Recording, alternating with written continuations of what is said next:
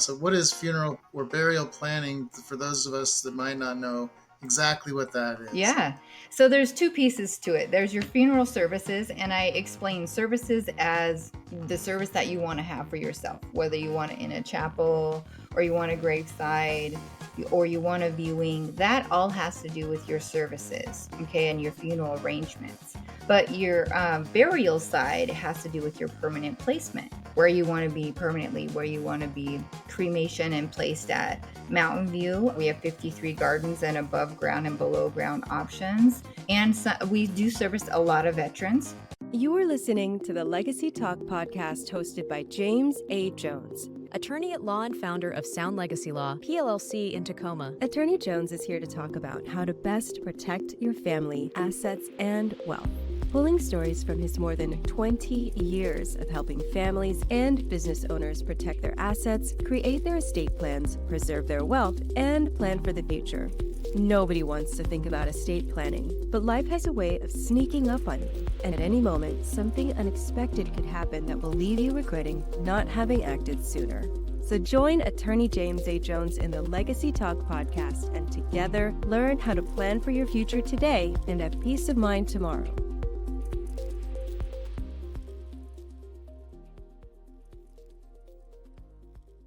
Welcome to Legacy Talk. I'm your host, James Jones. I'm an estate planning and probate attorney from Tacoma, Washington. I've been practicing for over 20 years, and my main practice areas are in estate planning, probate, and estate administration. On Legacy Talk, we discuss topics surrounding families and estates. Estate planning is often a confusing and complicated topic, but my goal with this podcast is to make it understandable and accessible to those who need it. So if this is something that interests you, I'd appreciate it if you click the subscribe button and like this episode so you can follow along with us as we break down the barriers to estate planning. I'm excited to get to today's topic. We've got a guest on today's show. Today's topic is to plan or not to plan. The importance of considering your funeral plan as part of your estate plan. Because even though you're not going to be there to have to plan it, having a funeral plan is part of your estate plan and removes a significant burden on your family and from your loved ones. So on today's show, we're talking about to plan or not to plan, the importance of considering your funeral plan as part of your estate plan. So let's get to it. A common exercise to help visualize what you want to become in life is to write your own eulogy, right? Or write your own epitaph, right? I guess on your gravestone. Eulogy is probably better though, right? Yeah. We'll go with eulogy. How do you want people to remember you? What's most important to you? Your family, your friends, your career, your stuff? I know a lot of guys might want people to remember that they had this really cool car or motorcycle or, cool toys. Oh, Bob had a really great boat. What a boat. But the exercise of writing your eulogy is intended to allow you to put yourself on a course to visualize these traits that are endearing to others, that leave a lasting impression on people. Integrity, kindness, reliability, grace, determination, leadership, charity, faith. Bob was the kindest man I knew. Oh, and he had a great boat. Okay. Ideally, the boat's an afterthought on something much more meaningful, right? Bob was the most reliable guy, and I loved that guy's boat. Okay? Those are some options, okay? Anyway, the idea of eulogies and funerals came up this week because of the idea of incorporating a funeral or burial plan into your estate plan. And having myself dealt with two parents who have passed away and not having to do much, mostly due to the fact that I'm the youngest kid and my siblings took the lead on a lot of that stuff, but also because my parents, my dad primarily, had planned their funerals. And so I thought it would be a good idea on today's episode, or on any episode, but it happens to be today, to talk about the idea of pre-planning. So today I'm joined with Lisa Hutchins, who's a family service advisor at Mountain View Funeral Home, Cemetery, and Crematory, which here in Tacoma. Again, so we're joined by Lisa Hutchins, who's the family service advisor at Mountain View Funeral Home, Cemetery, and Crematory in Tacoma. Lisa, thanks for being on today's episode of Legacy Talk. Yes, absolutely. Thank you for having me. Yeah, we've had a couple of guests before. We've had some glitches today, but we got them figured out, I think. So for some reason, I had glitches the first time I had a guest, and we had to like reschedule the whole thing, and I was like, I don't want to have to do that again. Second time worked like a charm. I'm not sure what the deal is today. We're back to the issues, but we figured it Yes, out. we Yeah. did. All right. So we've got some questions for you. We're talking about pre-planning, funeral, burials type stuff, of course. But we want to start out with some stuff about you. Like, tell us a little bit about yourself as far as something interesting, something that you want people to know about you. Okay, well, I was pretty much born and raised in Pierce County. I went to UW Seattle. I double majored in communications and sociology. My background is I sold advertising in the phone book for about 7 years, and obviously that doesn't really exist anymore. And then I was a contractor on base, working with military soldiers and providers. We created education and training team, training on mobile apps for service members. So I was very honorable to have that opportunity. And on the side, I'm a self published author. I have 5 poetry books on Amazon, and I'm working on a children's series right now. And I have 2 kids. Awesome. So that's a little bit Awesome. about me. So poetry, like, what's the type of poetry? Well, actually, one's about being a single mom, one's about being married and divorced, and one is about raising an interracial family. My daughter actually wrote a whole chapter in that book. And one's for women, and then one is actually about grief and healing families. So they all kind of tell a story because poetry can be challenging to read. So I kind of write them as a story. A lot of them are my own experiences, and it was actually a coping tool for me. So I like to share, want people Yeah. to know they're not Yeah. alone. So that's kind of why I did that. That's awesome. Yeah, that's cool. So if we searched under Lisa Renee Hutchins. Lisa Renee Hutchins on Amazon, we'd find you. Yeah. And I have a children's All book right. series coming out in November. So I'm really excited about that. But kind of fun side notes. So you've had some background. You were in selling Yep. advertising. You've done a lot of work with the military. So how did you get into the funeral home business? So in 2012, my grandma actually, we had to transition her into a nursing home. She had dementia. And so me and her bought a piece of property together. And I didn't know that you could actually pre plan and purchase property, and you can pre plan and purchase services. So I was very young. I was 33, but I was like, yep, I'm going to do this with my grandma because I really loved her and I wanted to be with her. And we picked a spot. We loved walking by the water, and we actually picked a spot that has water by it. So it was kind of personal for us. And then I realized that I could pre plan my services. And I thought I was a single mom, and I still am. And so I thought, what a great gift to give my kids is everything planned so they don't have to do that or stress about it. And they would have the opportunity to grieve if I ever passed or when I do, right? It was a Right. gift I wanted to give my kids. And people thought I was a little different because I was young and I had my plans in place. And I would always talk about it to people because I'm a huge planner. So, but I'm still an advocate for it. And then in 2022, my grandma had passed and the government absorbed our contract. And so I was looking for work. And I had to come in and sign paperwork for ownership of property with my grandma. And they were like, you should come work here. And I was like, I don't know. That's really, I'm a very Yeah. emotional person, so I didn't know if I could do that, but I'm a huge advocate about pre planning. So I help families plan ahead, and I also help families purchase property if someone passes, and I do a lot with our grief resources. So that's a little bit about Yeah. what I do for families. Awesome. Yeah, that's similar to what I do, right? Yeah, Like my planning's like estate planning is the same thing. It's you're helping your family deal with these things that are not easy to deal right, with and not having a mess and like there's enough grieving, right? There's right. enough grieving which can be debilitating, right? That can put you out of commission for a while to be wanting to be functional and Mhm. having your plans dialed in is super important. Yeah, having all your ducks in a row. I mean, we see families come in all the time that don't have plans, and it's very stressful and overwhelming for them. So they can't even begin their grieving process until after the service happens because they have to make a million decisions in like a 3 hour an appointment, right? And to sit somewhere where you don't want to be for 3 hours and make all these decisions is very hard for families. So families are very grateful when they see that their loved ones have planned ahead. Yeah, awesome. So tell us more, like for those of us that don't really know, so it's self-explanatory. Maybe this is a bad question, but what is like, what does it Yeah. entail? So what is funeral or burial planning for those of us that might not know exactly what that is? Yeah. So there's 2 pieces to it. There's your funeral services, and I explain services as the service that you want to have for yourself, whether you want it in a chapel or you want a graveside or you want a viewing. That all has to do with your services, okay, and your funeral arrangements. But your burial side has to do with your permanent placement, where you want to be permanently, where you want to be cremation and placed at. Mountain View, we have 53 gardens and above ground and below ground options. And so we do service a lot of veterans. So some of those veterans actually stay with Mountain View because we have 5 veterans gardens designated for them, as well as some of them are placed at the Tacoma National Cemetery. So a lot of veterans that are placed there actually get their services with us. So there's lots of ways we try to educate families about both sides of the spectrum, because you don't always have to be placed with us to use our services and vice versa. All right. So a couple comes in, or a dad with their kid or mom with their kid or something, right? And they say they basically get to select Yeah.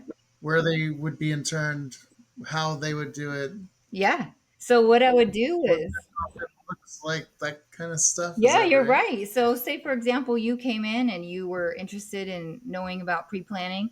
I would sit you down, ask you questions, see where you were, see what kind of disposition means if you want cremation or burial. So, just kind of that's a huge decision in itself, right? So, once you get past that decision, then we would talk about what you want your service to look like. I would show you different options for caskets and urns and things like that. And all these things are placeholders to put in place. And the best thing about it is it locks the price in place at the time. So, what I paid for my funeral services and my stuff about 12 years ago is way different than what my kids picked out last year. So, last year, I had my kids both, we all sat down and I had them pick out their services, and I purchased a piece of property for them. Because I want it to be something that's normalized. A lot of families are really afraid to talk about it, so I Yeah. wanted it to be something that my kids felt comfortable talking about and actually communicating with me so I can honor that. So I would basically have you come in. I'd kind of find out where you want to be in terms of your service, where placement you might want to be, maybe above ground or below ground. And then I would just take you on a park tour. We have 53 gardens, we have mausoleums. And so I'd kind of show you around based off of your recommendations. And then we would go from there and show you what's available. And there's options of paying in full or doing payment plans. So I mean, we really can accommodate families in terms of planning ahead a lot. And we have an amazing planning guide. I do educate people a lot on the planning guide because obviously I'm a huge planner. So I walk people through that. I've actually filled it out too, so I can speak to what I've actually learned, because we're just a piece of that pie, just like you are, right? There's a whole bunch Yeah. of pieces to planning your estate and planning if you have a trust or whatnot. So there's a lot of things that are involved. Right. So that planning guide, what is that, and what does that encompass? Yeah. Like, So that planning guide, it's about 31 pages. So I call it the longest homework assignment you'll ever do. But it's great. It has a table of contents where you can fill out your vital statistics for a death certificate. You can put things in there if you have life insurance, if you have your pre-arrangements in place, investments, house, anything that's deeded to you. So you can really organize all of that stuff into one binder. mhm, We also have it in a PDF because some people like the PDF options as well. And then you right. just kind of put all that information in there, put copies of your things, and then you lock it up safely and let your loved ones know where it is. So if something happens, they can just grab that and start taking care. That way they don't have to go through a file cabinet or like 8 miles of paperwork just trying to figure out what they're supposed to close for you and what you have open. So it's a really useful Yeah. tool. Yeah, we have a similar. Ours isn't 31 pages and fancy, but it's the vital information typically. But I'm always looking for a better option. You know what I Yeah. mean? So we do the other stuff, but I'm not.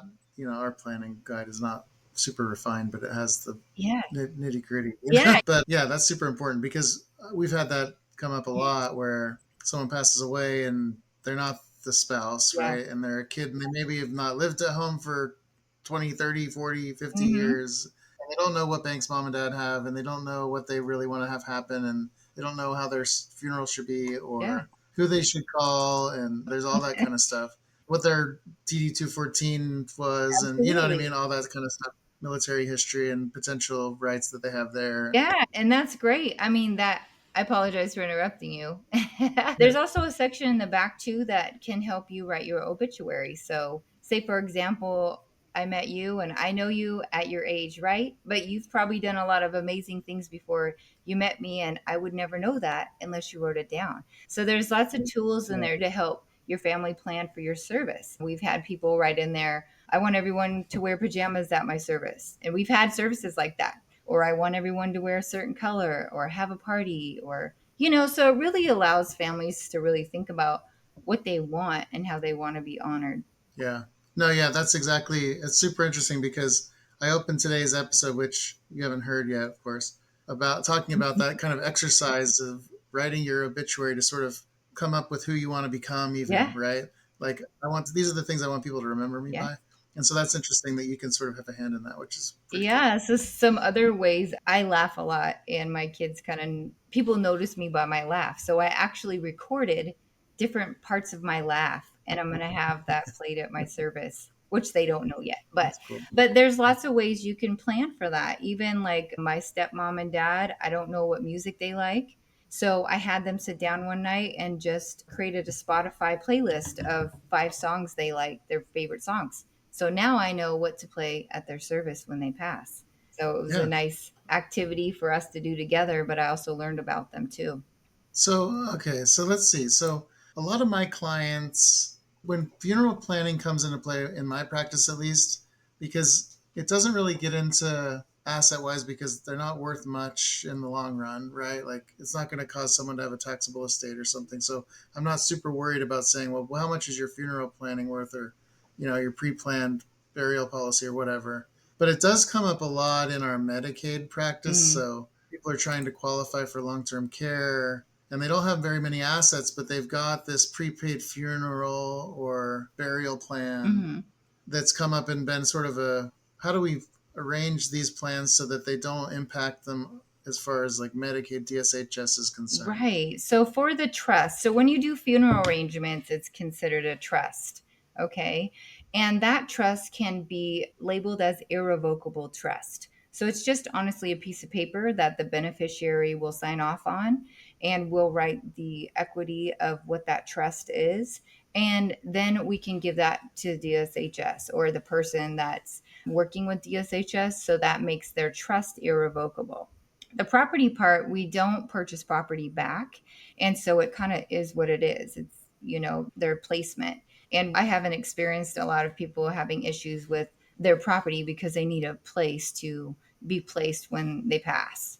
Yeah, usually that's not as much of the issue as the prepaid policy. Right. We had it come up actually with a client recently where she was fully qualified to be in qualified for Mm-hmm. Medicaid.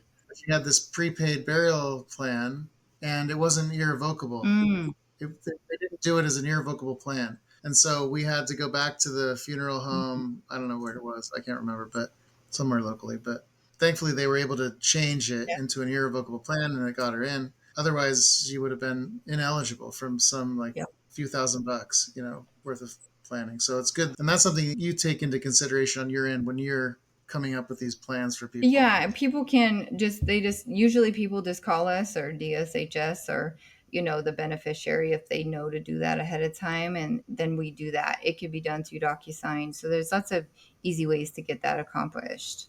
Yeah. Okay. So you sent me a question about life insurance. How is that related to pre-planning for your Yeah, funeral? that's a great question because a lot of people say, well, I have life insurance. I don't need to plan ahead.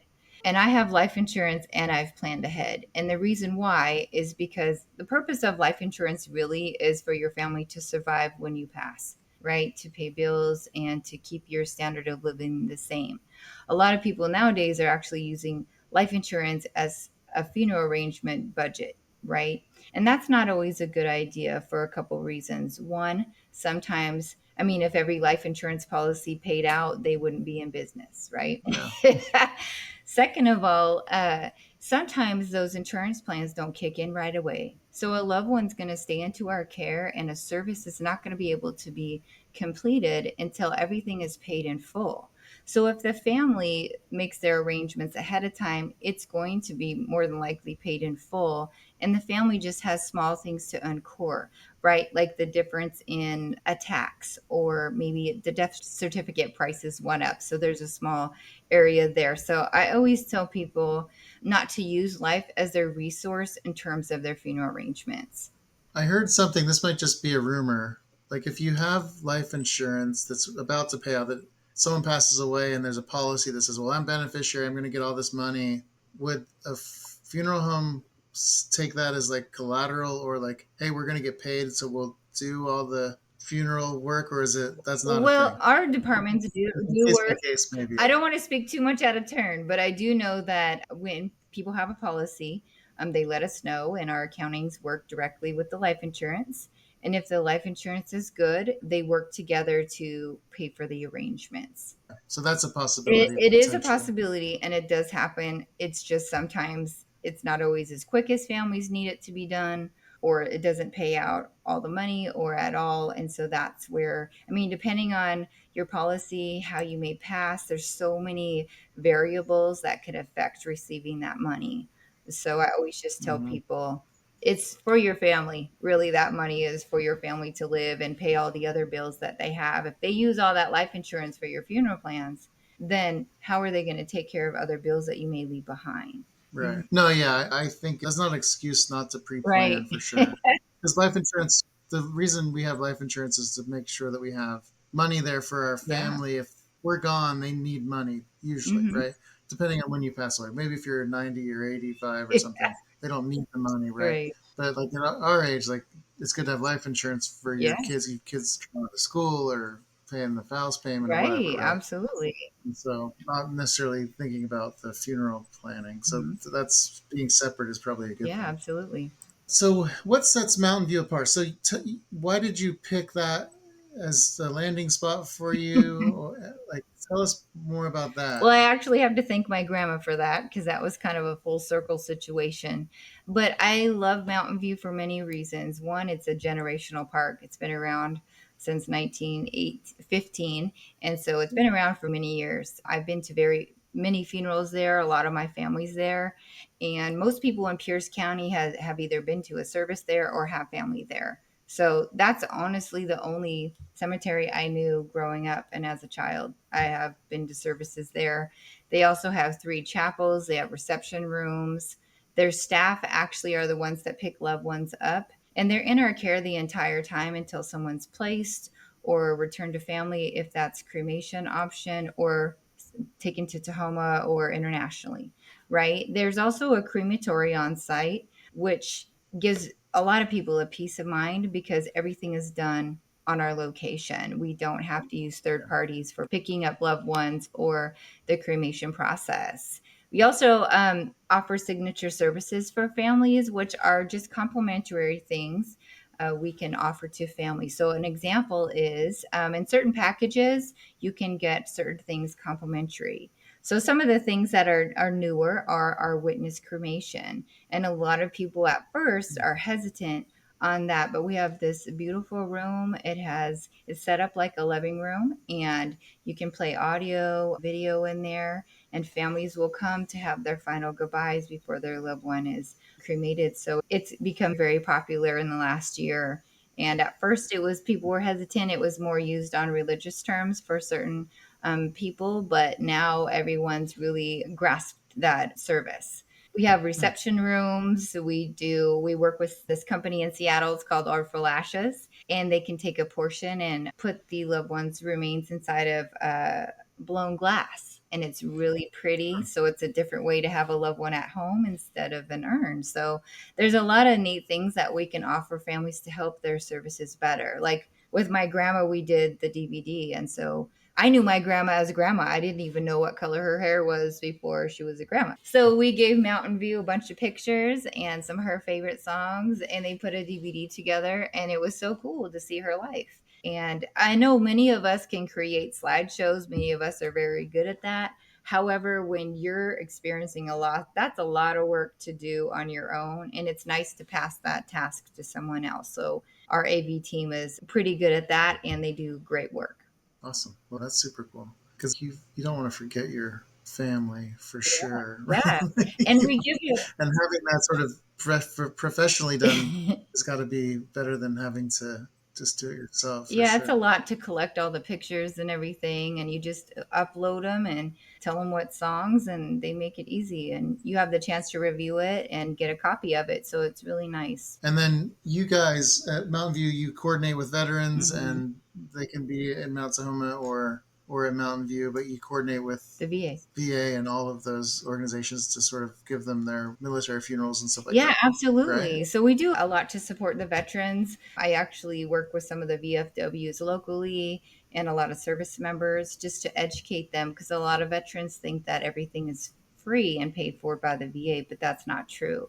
So we do a lot of Mm-hmm. education. Their placement at Tahoma is free, right? But their services are not free through the military. So we give them some education on terms of things that they can have. So for example, if they're placed at Mountain View, they can get a bronze military marker paid for by the VA. So we just kind of educate them on the things that they need and how we can serve them. We have a huge Memorial Day celebration, which is amazing, and so many people in the community come out to place flags and support all the military. So they're huge advocates for military support. And we do American Heroes, which is a military discount for service members. Awesome. Yeah, with such a big military community that we have around here, it's really good that you provide those services for sure. Well, it's been a great conversation. Thank you again for being on. I think we learned a lot about the importance of pre planning, things we didn't have any idea about. Yeah. I think this is a good topic because just like estate planning, it's something that it's important, but it's not urgent technically, right? Because hopefully we're not going anywhere anytime soon. We hopefully know when we're going to go, but we don't always, right? And so that's why we plan. Right. So it's not something you want to think about. It is important, but it's not always the first thing that we're ready to make. Right. So And I try to make it educational and fun to learn because when people learn, they make educated decisions and they're happy with what they're doing and the choices they make. And then they share it with their friends and family. So I know this is a heavy topic, but I do my best to try to make it educational and fun so people feel really good about what they're doing for their family and themselves. yeah, well, awesome. Appreciate it. Yeah. Where should people reach out to you if they want more information on this? Yeah, a couple ways they could text me at 253-241-2374. They can also email me at lisa.hutchins at Mountain View Tacoma, which is very long, or at nsmg.com. They can come to If Mountain we View and ask for me, Lisa Renee Hutchins. will put that contact information in our show Yeah, notes so people will be able to find that out too. And yeah, thanks again for being here. appreciate you. Thank you so much. All right, talk to you later. I'd like to thank again Lisa Hutchins for being here today. It was hopefully a really helpful segment. Learned about a lot of things that I didn't know about certain things that she mentioned. That working with the military, cremations that you can watch or participate in, pretty interesting stuff. So hopefully it was interesting to you. Hopefully it's something that will benefit you. It's something to look into for sure. So that leads us to the story segment. I mentioned this a minute into the interview. I did recently have a client, and this comes up a lot with like long-term care types of plans where we're trying to help people qualify for Medicaid. And basically what that means is they don't have very many assets, right? There's an episode that's coming out right before this one. So you'll have heard it if you're a regular listener, hopefully. But funeral plan is something that can be exempt from being an asset countable against your estate for Medicaid purposes. And as long as it's done the right way. So in this situation, I had a client, an older woman who's in a long-term care facility needing to get on Medicaid to help pay for those costs. And she had a long-term or a funeral plan. And it turned out that the funeral plan that she put in place was not irrevocable. So there was some problems with DSHS dealing with that. But thankfully, if you do your plan right, which we were thankfully able to get the funeral home to amend the funeral plan to make it irrevocable, which satisfied the requirement. But that's one thing to consider, right? So if you're doing a funeral or burial plan, I'm not as worried about it value-wise, like I mentioned in the interview, as far as your estate, because they're not worth a lot of money, maybe $15,000 and $20,000, $10,000, I don't know. But the thing that's problematic, if it's $10,000 or $15,000 when you're trying to get on Medicaid and you're a single person, you can only have $2,000. But it's exempt as an asset if it's irrevocable. So when you set up a plan like that, either make it irrevocable at the start or make sure that there's an option to convert it to an irrevocable plan anytime during your lifetime, basically. So if you can convert it, or if it can be converted, then it's okay. You may not want to make it irrevocable from the start if you're young and you're dealing with stuff. I wouldn't probably make mine irrevocable. I'm 49 years old. But maybe when you're 80, maybe you do make it irrevocable, or 70 if you do this. But if you're listening to Lisa, you're probably doing it soon, right? So something to consider. So that brings us to the In the News segment, triumphantly returning, maybe for the second week. I can't remember if I did it last week. But In the News and something good are combined this week on today's episode of Legacy Talk. So here, this is from CNN. Good story. Police in Nashville are crediting rock legend John Bon Jovi with coming to a woman's aid at the Siegenthaler pedestrian bridge Tuesday night. According to a statement posted on the Nashville Police Department's X page, that's Twitter for those of you who are wondering what X is, the musician helped persuade her to come off the ledge over the Cumberland River to safety. It takes all of us to help keep each other safe, said Nashville Police Chief John Drake. A spokesperson for the Nashville Metro Police Department told CNN that the woman was taken into the local hospital for treatment and care and evaluation.